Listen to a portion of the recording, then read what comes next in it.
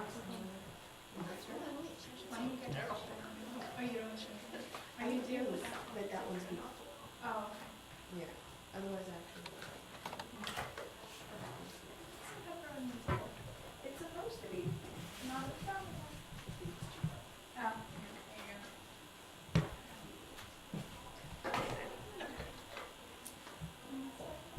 Yeah. Okay.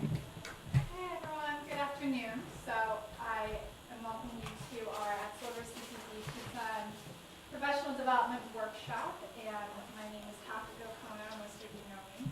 And then I'm presenting with Shilpa over here, who is the Assistant Director for Student Professional Development and Alumni Engagement. So for this month, what we want to go over is the curriculum for foundations and advanced year of the career development program. In case you haven't seen it before, it's on NYU Classes. What you do is you log onto your NYU Classes site, and under the More Sites section, you'll see on the right-hand side a projects section, and you click on that Silver CPD. That will bring you to this site. Now, the heart and soul of the curriculum all lives in the lessons area, so if you click on that, you'll get brought to all of our archived and existing lessons for the curriculum. February 2015, you can see we're doing two different topics, leadership and networking. Now, how many of you are graduating this year? One. Okay, two. Great. So you will be following the advanced tracks, and then everyone else is going to be under the foundations track. So let's go ahead and start actually with the advanced track. The reason I'm going to do that is because it's relevant to all of you. You can all get started on the advanced track because the topic we're covering is networking. And I want to go over specifically two tools that are very helpful in networking. One is an informational interview, and the other one is a elevator pitch. So does anyone know what either of those things are? You want to take a guess? Okay. We have a volunteer. Can you tell me what is an informational interview? Informational interview is when you arrange, to meet someone in an agency and try to learn more about the agency or the type of positions or what brought that person to that agency. Excellent. Yeah. So you hit it right on the head. Basically, an informational interview is it's an opportunity for you to meet with somebody who works in an organization, a company, or in a field that you're interested in pursuing yourself. And you can ask that person for advice, insights, career information, and their own background, as well as some kind of more informal questions about like agency culture or the way the field works and how advancement happens in the field. Things that maybe you wouldn't ask in a traditional interview. The informational interview is a great place for you to get that type of data. Importantly, you mentioned, or you didn't hear Nahi say, ask for a job. An informational interview is not the place where you ask for a job, it's a place where you ask for information about a career path, and especially if you admire or want to emulate the career path of the person you're meeting with, you want to figure out how did they get there, so they could give you some advice for the next steps. Now, in order to give you some guidance on the informational interview, what we have is a tip sheet here, and all the links are at the bottom. So there's an informational interview and professional network worksheet. And you can see here, this form will help you kind of get a direction on what to do for an informational interview. So you can list what type of setting you want to work in. Some of you know this already, like a hospital, or you want to work in a school. Others might be more broad. Maybe you want to work in outpatient healthcare, but you don't really know what that means specifically. Field of practice.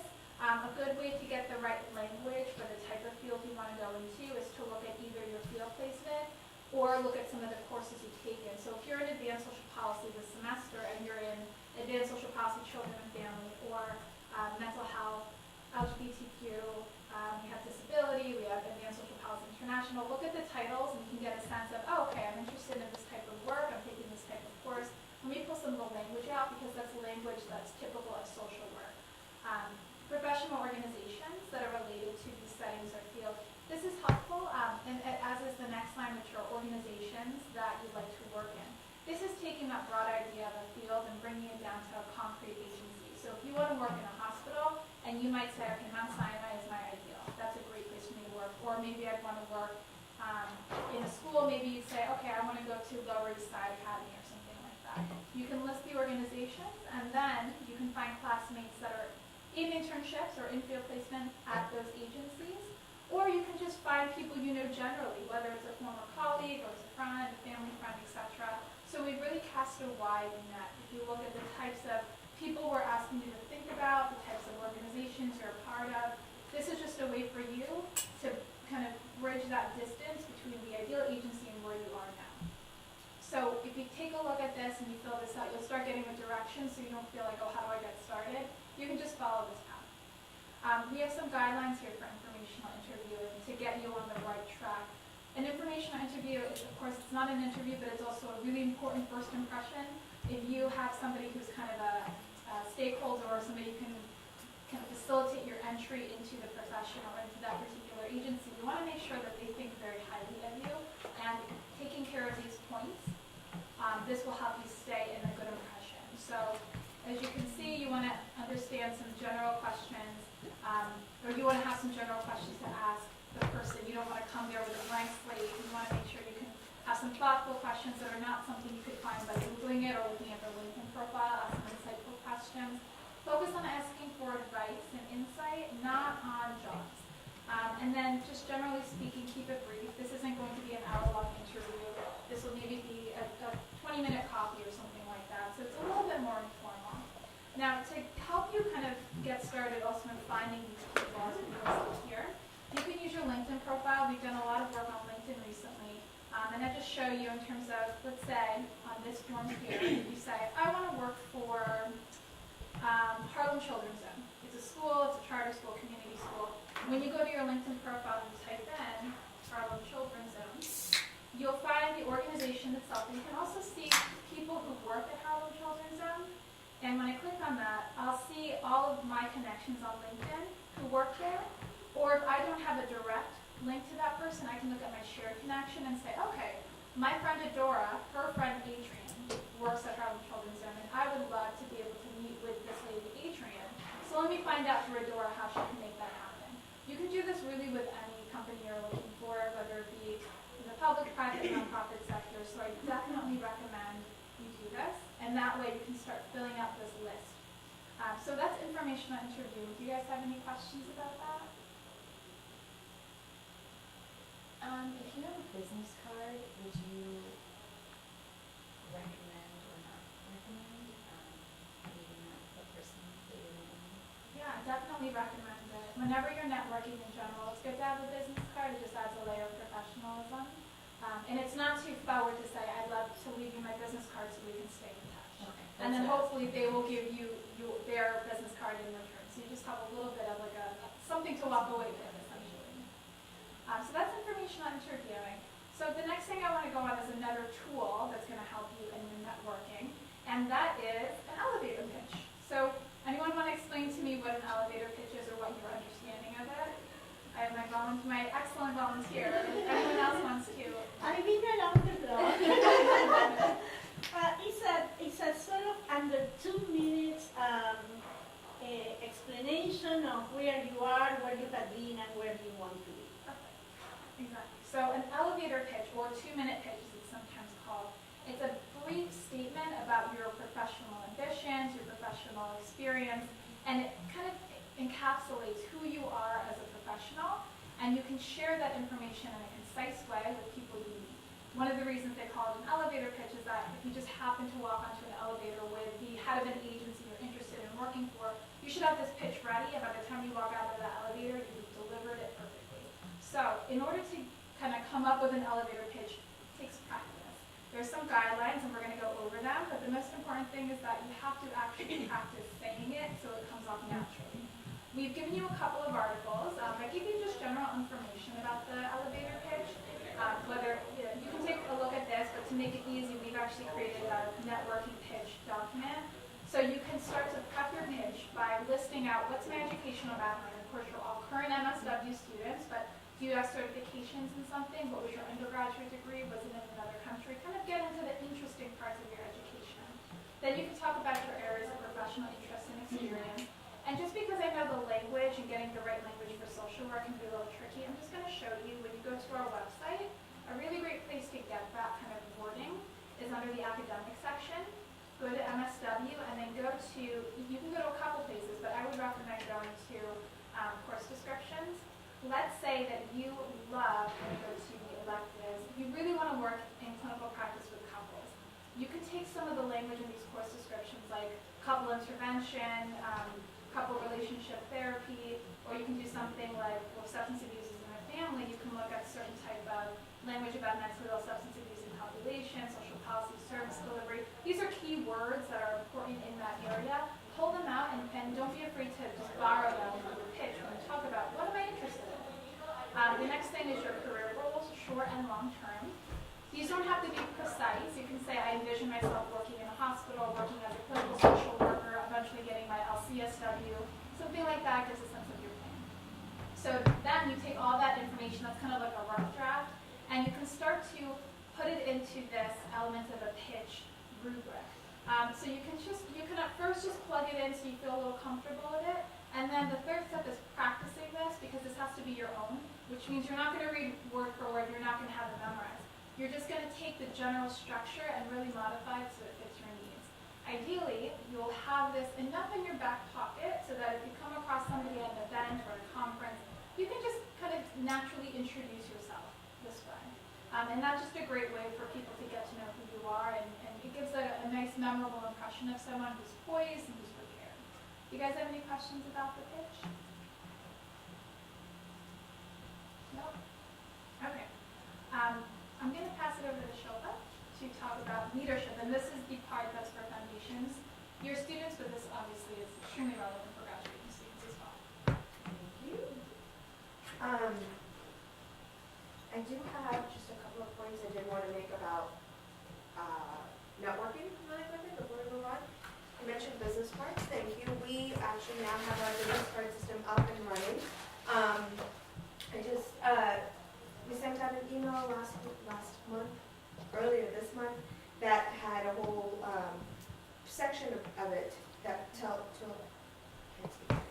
had a whole section on it that tells you exactly how to go about getting your business cards ordered. I got them already, so Awesome. it really works. And it's easy enough to do it, right? It's just a Yeah, form. you fill Yes. the form, you get to see Lisha, and then you go to the place which is on Thompson Street, I think, no, LaGuardia. And it's really easy to do. So I highly, highly recommend that because getting your business card is one of the best ways of getting a business card. And so one way to stay organized, really the key to job search or just professional development is to stay organized. I know you've heard me say this so many times. One of my favorite tricks, and I still use this, is when I get a business card, after the event, I write on the back of the business card where I met this person, the date, what the context was. So I went to this social media networking event earlier in the week, met a couple of people, and there were people from all different industries. So if I hadn't done that, I wouldn't have remembered, who do I know from Oxford West? Why do I have this business card? But I wrote down the date, the event, and anything that was relevant about that interaction. And I filed it away. Business cards are also great for great way to remind you of parts of conversation. So let's say you had this informational interview, and I'm get so tired of this example. You had an informational interview with me, and you learned that I love Harry Potter, right? It's just one, it came up in conversation. So you're gonna write something memorable from our conversation on the back of that business card, right? And then, networking is not just that one relationship. So we have this interview, you send me a thank you note, which I know all of you already know what to do. You send me a thank you email, it's great meeting with you, I learned X, Y, and Z, reference the conversation, I hope to stay in touch, right? Say I don't respond, okay? Then you go and put a Google alert on Harry Potter, because I talked about it. The Google alert is something that whenever you're able to program it into Google and connect it to your email account, so anytime there's any new news on any specific subject, you get an automatic email, right? So you set a Google alert on Harry Potter, and you get this article that there's this new Harry Potter land that opened up in Universal Studios. There's part 2 of it. Of course, someone who's a fan would really be excited about that. So you open up your laptop and you send Shilpa an email. Hey Shilpa, I saw this article, I thought of you because I remembered how much you liked Harry Potter. Not sure if you knew about this. Hope everything is well. Let me know if you have time to meet up for a coffee. I'd love to catch up. Regards, Paul. Done. Right? So what you did there is you made me feel important, that you remembered what I said, which is always important. You didn't say, hey, I need a job, I'm still looking, because that's already implied. You made it a point to share something with me about something that's my interest. So there's nothing about, you're giving in that conversation, right? You're not taking anything, not asking anything, you're only giving out information. And you're saying, oh, I hope you're doing well. Let me know if you have some time. I'm gonna be more inclined to help, respond back and help out with that person because they have a vested interest in the relationship. Networking is about building relationships. It's not about that one time I got your card and that's done. You have to work on it. It takes a lot of work, it takes a lot of time, but it's worth it in the end. If you didn't want that perfect job, you could easily go, I'm sure Starbucks is hiring or any other place, but that's not the position that you want. You want the position where you can make the greatest impact. And in order to do that, you have to put some work in it. So, that's my spiel on networking. So let's say, how else can you make yourself stand out? Well, we're talking about leadership, right? Does leadership make sense right now? Well, if you're just starting off, this is your first year, you're thinking, well, I'm trying to get, my courses done and, get my balance with placement and everything. If you're graduating, you're thinking, I'm trying to graduate and I'm looking for a job. What does leadership have to do with it? It has everything to do with your job search and your professional development. It's really important because it helps you build your resume. For a person who is changing careers, your leadership position can help highlight different aspects of the field you want to go into. Relationship management, time management, organizational skills, all of those you can get through various leadership positions. I'm not saying you have to be the president of every club. I'm not saying you have to, be the leader in every single thing, but showing that you took on, I was the chair of the Silver Ball Decorations Committee. And with that, I had to organize X, Y, and Z. I had to stay within a budget. I had to use managing the team, working in a team. All of those are really important characteristics that I would want in an employee, right? And so if you can show me that you have that and that's on your resume, it's also a talking point for when you do have that internship interview or that full-time interview. And you could say, hey, I can speak to this experience because I've gone through it. Not only does it give you stuff on your resume, but it builds your confidence. You've had to deal with so many different people and so many different personalities.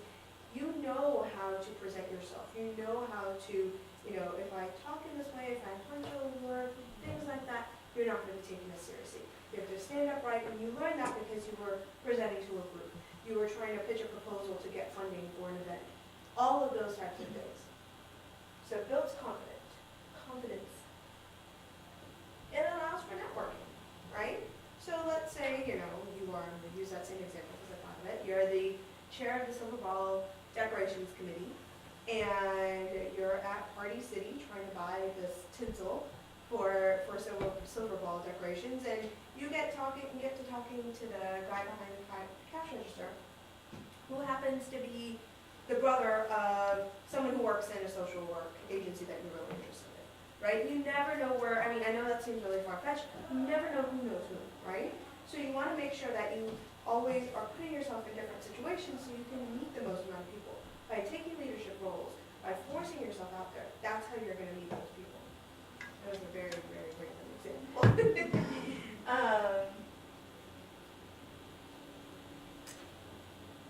It allows for a degree of what I call future proofing. So basically, I see new potential for, I see in you the potential to be able to take on responsibilities in the future, right? So I'll be able to give you more tasks. I'll be able to give you more responsibilities and projects because I can see that you managed everything so well during your time as a student. You manage yourself, with these various leadership positions. Because as an employer, I don't want to have to hire somebody new every time. I don't want to have to okay, is this person only able to handle X, Y, and Z and nothing else?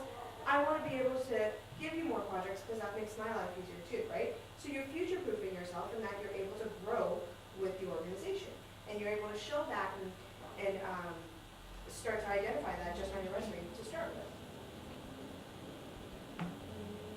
And they're all positive things. Leadership experience is really positive information that you can highlight during your interviews. So I know a common interview question is, tell me about a time where you had a challenging situation. If I would work with someone who didn't see eye to eye with you. And hopefully you didn't have those experiences in your leadership automatically you had to work with different personalities. You had to work with, you know, it might not have been a challenging person, but like, you planned an event and then you got snowed in. That's a challenging situation. How did you deal with that? How did you think on your feet? What were your problem-solving skills? Those are all relevant skills that are completely transferable from your leadership position to a full-time position. Does that make sense? Okay. So, how do you get leadership? Well, there's student clubs, of course.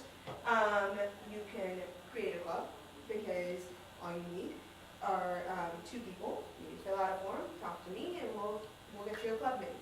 I say that with a grain of salt or with another asterisk next to it because create a club to address a need, not to fill your resume.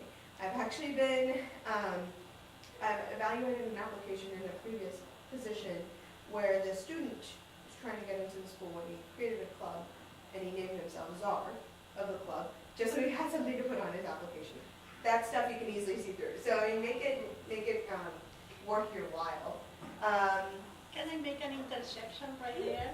I always make the distinction between service to others and being self-serving.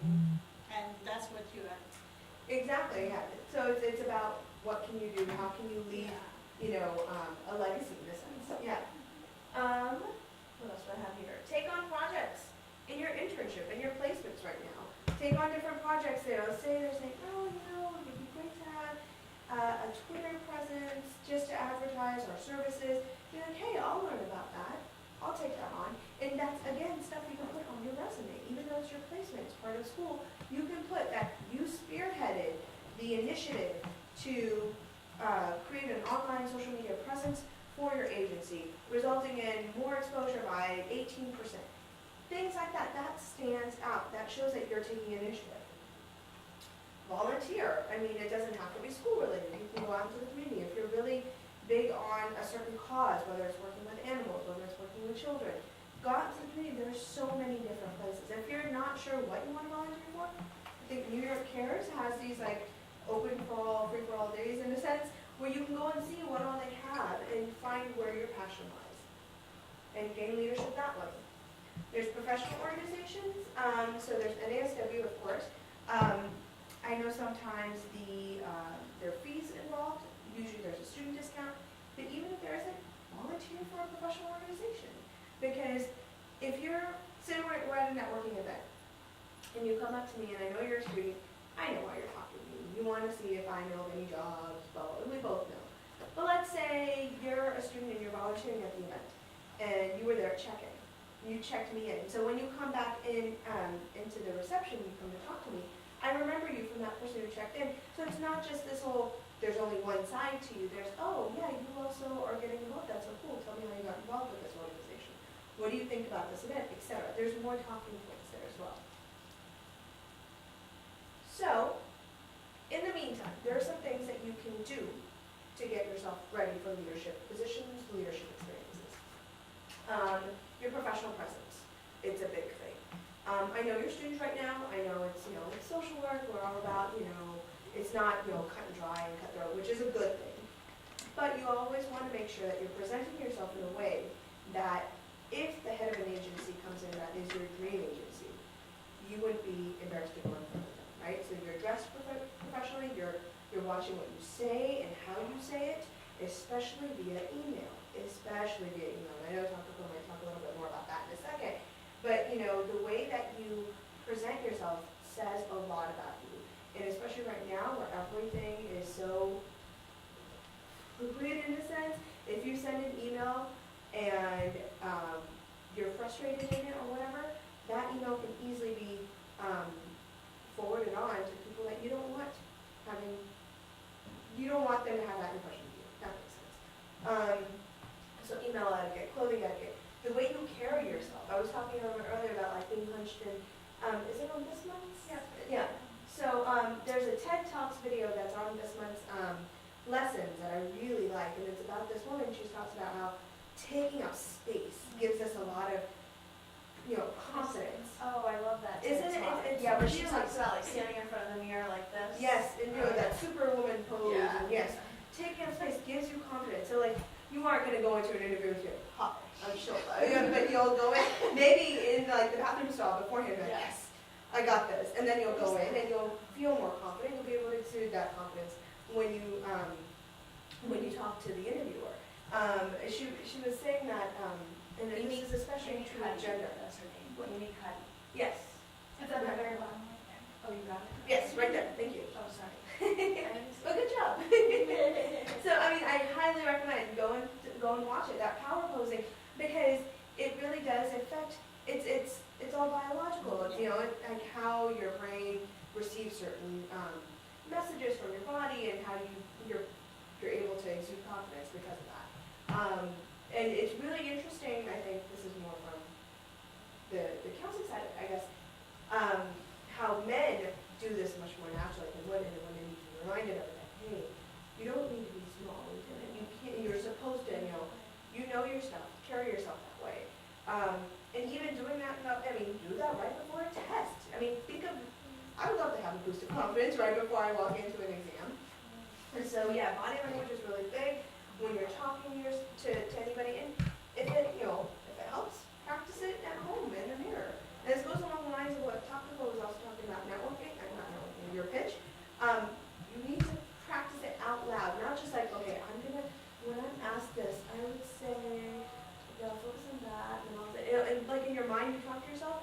No, you need to say, like I should be able to go up to you and say, okay, what do you want to do in life, right? And you should even, and I'm not going to put anyone on the spot right now, but you should be able to tell me what you want, right? And be able to know what you want, so it's like second nature, because it's what you want. There's no wrong answer, it's what you want. As long as you're able to articulate it, that pitch is going to come very naturally. And you don't want the pitch to feel rehearsed. My name is Shilpa Hegde, I live in New Jersey. No, you want it to be, I started my career back in Texas, and this is what I did, etc. Like be able to have it be more conversational. That only comes with practice. Practice in the mirror, practice to your pets, practice to your computer screen. Whatever works for you. You want to have that, and while practicing it, have that power pose and have that, confidence with you. Did you want to talk about the emails then? Yes, let me pull them up, and in the meantime, let me just. So I just wanted to show you as well that this is the TED Talk that they're talking about. Yes. It's basically, so do you guys know what TED is? You're familiar with it? Basically, this is obviously a very popular 24 million people read it. TED Talk about just the power of body language. It's a good thing to take a look at. Generally, it's always nice to see some good examples. So I'm going to just turn this off for a second. I'm going to take questions just when I. Yes. While she's pulling that up. I have a question about, Keep going. okay. Sorry. Yeah. It's a little back to the business card, a little off topic, but as someone who's about to graduate, I don't know what the business cards look like. Is it NYU centered to the point where it's odd for me to have graduated and using that? No, not at all. So that's what it looks like. Okay.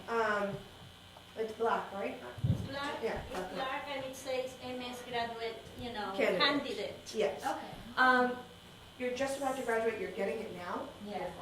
Okay. And when you're passing that later, it's what your status is. And then I know that people are going to get tired of me saying this. Your status as a student is your golden ticket. It really is, because everyone wants to help a student. Everyone wants to see students succeed, right? So even though you just graduated maybe the week before, you're still a student. Now, if you're giving this out 2 years later, then we have concerns. Okay. But it has your NYU email on there, and if you want to have that university association, yes, I'm still a student. It has the branding. It's very cut and clean. So yeah, I think it's fine. As far as a hard and fast rule of when you should stop, there really isn't one. My personal opinion is maybe 3-4 months out. I feel but I'm just pulling that number out of the air right now. Okay. Good question. What other questions? Okay. All right. Well, I'm going to just go over a little bit of email etiquette. And the main reason I want to do this is because as somebody who receives a lot of applications for people who want to get jobs, most of the time you're sending an email with a resume and cover letter attached. That means that email is actually your first impression with a potential employer, and most often the hiring manager. It's also the easiest way for you to get your application pushed to the side because you did not write an email that was professional or that it lacked a certain level of care. So I just want to show you a sample of the kind of email to avoid at all costs. I hope none of you do this, I'm sure you don't, but this kind of etiquette applies not only to the job search, but just general emails in the school, with your agency, whomever you're talking to on a more professional level. So this is actually a similar kind of email that I get quite often. Emergency is the subject line. There is a lot of, you can see there's, the text you can ignore. It's essentially just information that's cut and paste, but the signature is just the person's name. This is obviously not a real email, it's something that I made, but it's actually quite common to find emails like this, and I know it's tempting to just get a little bit casual and just write things like this to get attention. Don't do it. There's no faster way to make a bad impression on someone. A couple things to note that I would suggest you do as students. Number one, the subject line, sometimes it gets left blank. Try not to do that. Definitely add a brief description of what you're looking for, what the subject is. Another thing that I want you to pay attention to is the signature. If you need help, especially if it's like a technical question or you need someone to do something for you administratively, always put your full name on it, and then if you have your N number, put that there as well. It just makes it so much faster. You're going to get faster responses if people don't have to search for who you are. It's a good idea also to put, if you want to, your contact information, like if you have a phone number that you feel comfortable putting in there, you can certainly do that. And then, generally speaking, be polite, be cordial, and if you ever feel angry when you're writing an email, then just don't send it. Wait. You don't want a reputation about yourself, and you don't want to give off the wrong impression. So an example of a good email, this is something that I hired a young woman to serve as a proofreader, and this is the email she sent me, and I thought this was kind of exemplary. Number one, you can see this is, we went back and forth a little bit, but this is the title, Interest in Writing Consultant Position, so I knew exactly what she was asking me for. Her greeting, she doesn't know me, so this is a good tip. If you're not comfortable or friendly with somebody yet, use their full name and use their title. So if you're emailing a professor you've never met, Dear Dr. Shibusawa. Only when she signs off Tazuko should you then go forward and call her Tazuko. Always start formally, and then if that person gives you the signal to be more casual, take that signal. So she doesn't know me, she's applying, so she wrote my title and my full name. She introduced herself, again, the grammar, everything, it's not like lowercase letters. She wrote full sentences, important. And then here, she put at the bottom, I just took her stuff off, but the contact information. Another important thing, attachments. I asked for a resume, she put the resume, and she labeled it resume. So very important. I asked for a writing sample, she attached the writing sample. It could have been great if she put in writing sample for position, and then her first name and last name. But this is the type of impression you want to make. Clean, concise, professional, and she can follow directions. I cannot tell you how many great applicants don't get looked at because they did not follow the directions in the email or in the email presentation. Don't mess up on this. This is too simple. You have so many great experiences, you need to be able to share them, and you don't want the email to get in the way. Do you guys have any questions about email etiquette? I think you made a good point about the titling of the emails. Okay. And I'm very picky that way, so I always put my name, the resume, write an example, whatever it is. Absolutely. But I want to make sure that they can find me easily. Absolutely, and that's important because oftentimes when you submit this information, I just print this out.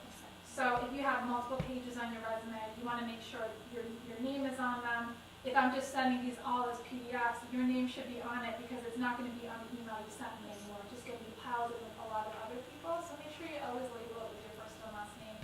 Another thing I see quite often, which is unfortunate, is people put, Carrie resume version 2.1, saved December 16, 2014. That's for us, not Yeah, for you. exactly. Don't send that. Just retitle it. Carrie/resume. That's all you gotta do. Anything that looks a little messy, clean it up before you send it. I want to share something. In my many job search many years ago, I always also create different folders. So let's say I was having social services, administrative, and social justice. So those were my 3 main folders, and inside of that I have a folder for each position. my resume was always a different resume. The basic was the same, but I would move things up and down, and so I would save it and ahí galante position at this place, so there was no way of confusing myself with that. Excellent. And I was email yourself the resume as well. Yes. Like the job posting that you're applying to, paste it into the body of the email, and then email yourself the resume that you submitted for that. Because there's no telling that by the time anyone comes around to actually interviewing for that position, that the posting will still be up. You don't want to be like, what was required? What did they want? You don't want to ask that question. Good information, though. Okay. Any Any other other questions? When they ask for the cover letter, you write that in Word and then put it in the email as well, or does that include just the email and then you attach the resume? I think it depends. So if I'm applying to a position that says, please submit your cover letter and resume to this email address, then it's a separate email, a separate document that I submit. But in the email, of course, you want to be, again, professional, just like kind of synopsis almost of your cover letter, and then attach it. Whenever you send attachments of your resume, your cover letter, anything, do not send Word documents, send PDFs. Save a PDF and then send it, because those you cannot edit. And you want to make sure you're You presenting. can't see mistakes if Yes. there's like a little, Yeah. Yeah. And I usually, what I would do, I would send the cover letter as an attachment, but I would say, dear so-and-so, I'm applying for this position. Please see attached my cover letter, my resume, my writing example, whatever else they ask. Please let me know if you need any additional information. I'm looking forward to hearing from you soon. There is your email right there. Any other questions? Thank you for coming out. Hopefully this was helpful. And we'll see you our next, we have an event next week on Thursday, on March 5th. It starts here. It's a Wasserman, our part of our series, Wasserman at Silver, where they're going to come in and talk to us about LinkedIn. And then we'll be taking LinkedIn profile pictures to back the room. So that's something like this Yes. is my picture. But you basically you get the idea. Yes. You want to make sure you have something that's not, Nothing that you're cropped out of, or Yeah. you want it to look professional. You want it to be, your face and So we smiling. will have a chance of taking a picture here? Yes, Yes. yes. Please tell your friends. We'll be taking pictures here next week, 1 o'clock on Thursday. Yeah, on the 5th. And then the following week, on the 10th, we have an alumni panel event, self-disclosure in clinical settings, and that's in the parlor. So please make sure to put those. And then on the 11th, we have the March CPD, Professional Development Workshop. So lots of opportunities for professional development coming up. Please make sure that those are on your calendars.